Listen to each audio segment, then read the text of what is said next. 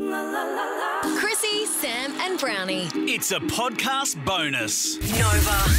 Chrissy Swan, Sam Pang and Jonathan Brown. Chrissy's Celebrity Stuff. More Instagram controversy for Kanye West and the Kardashians.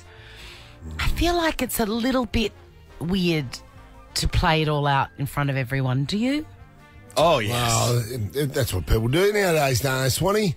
It doesn't actually happen unless it happens on social media. Yeah, it's a bit of a worry. Wouldn't you agree? When it's in caps lock, it goes up a notch of intensity. Agreed.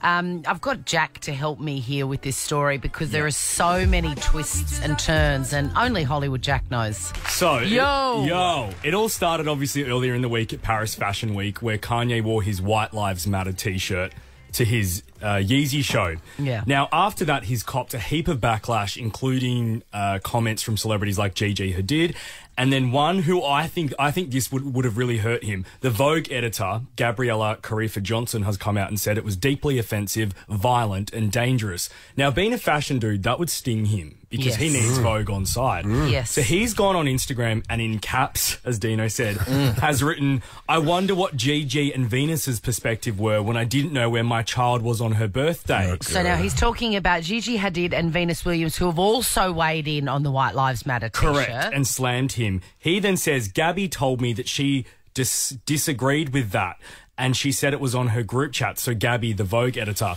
So he's trying to now turn it from the White Lives Matter t-shirt back to the narrative about not being invited to Chicago's birthday a few months ago. Look, it's very odd. So it's like, shut up, dude. So then Chloe's gone and weighed in and posted a massive comment on his Instagram just saying, "I love you, but stop doing this on social media. You know exactly what happened.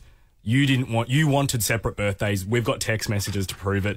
He's then come back and said, "You are lying and liars. Y'all basically kidnapped Chicago on her birthday so she could remember her father not being there." Okay. It's good fun. There is a serious problem here. What did you say, Deano? It's all good fun. It's good fun. Do you reckon there's something wrong with the caps lock button on his phone? It might be busted or something. That's true. That's true. Keyboards are very, very temperamental. Oh, jeez. Good Lord. Good grief. Well done, Jackie boy. What a mess, huh? I know. Nova.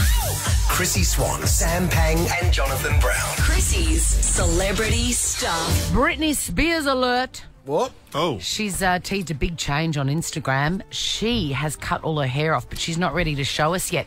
I'm thinking of doing that too. And now that Britney's done it, maybe I'm thinking no. Nice one. G.I. Jane it. Do it. Bold. Yes, Was she going bald again? No, she hasn't done that. It looks like there is still a little bit of hair there. It might be a lob, a long bob, that's called. But speaking of Britney, this is one of my favourite songs of hers was 2003. It's called Every Time. It sounds like this.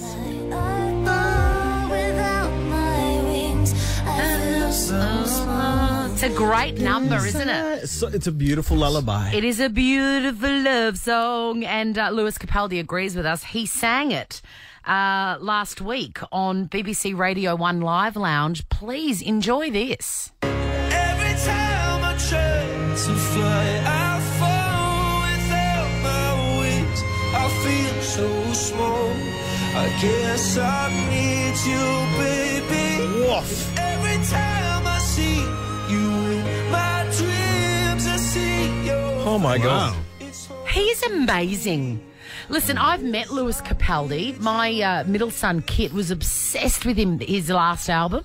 And I was lucky enough to take Kit to a really small concert at Chapel Off Chapel. Oh, really? And meet Lewis Capaldi afterwards.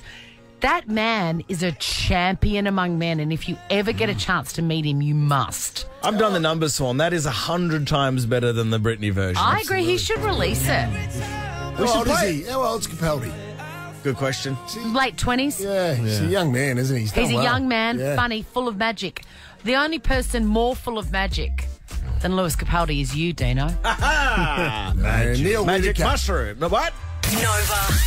Chrissy Swan, Sam Pang and Jonathan Brown. Chrissy's Celebrity Stuff. One of the saddest stories in recent memory is the one of Alec Baldwin accidentally killing a cinematographer on set of the filming of Rust. It will be back to continue filming in January. and the person who died, the cinematographer who passed away, her husband, Matthew, will be on board, has been named as one of the executive producers on the movie. Really? So he's set to make money from I it. would have just cancelled that movie. Yeah, because now he kind of has to root for it to be successful, which is weird. Feels weird. It's a very strange situation.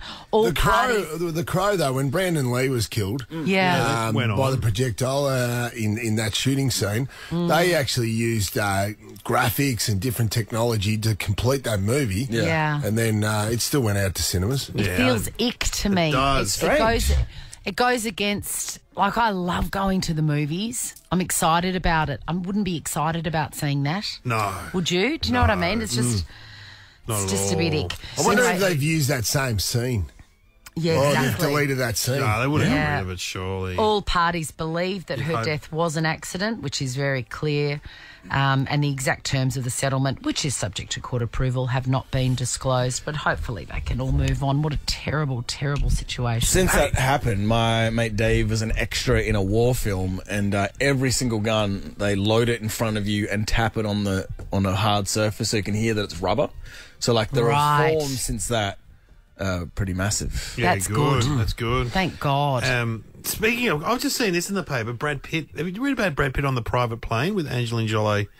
So that he grabbed his kid. Jolie. Like, everybody knows that that's not how you pronounce her name. You know, when you said that, you're just winding us up. No, I'm not. Dave, I think I speak for Sumo Jen when I say you've become a pain in the arse, and we've been trying to tell you. But No, anyway, tell us the story. Well, quickly, that he was on a private plane with his family with Angelina, and he went crazy and grabbed a kid and tried to choke one. Yeah, I have One of heard his this. kids. On a private plane. Yeah. I mean, how would he go on a Jetstar flight to Bali? Well, he wouldn't. He wouldn't. They don't take off, do they? Look, in fairness, I did travel Jetstar to Bali, and it was on time and wonderful. Yeah, I'm sure. Well done. We love Jetstar. All right, Chrissy, Sam and Brownie, Ripper Show will be back tomorrow. Chrissy, Sam and Brownie, unless it's a weekend. Over 100.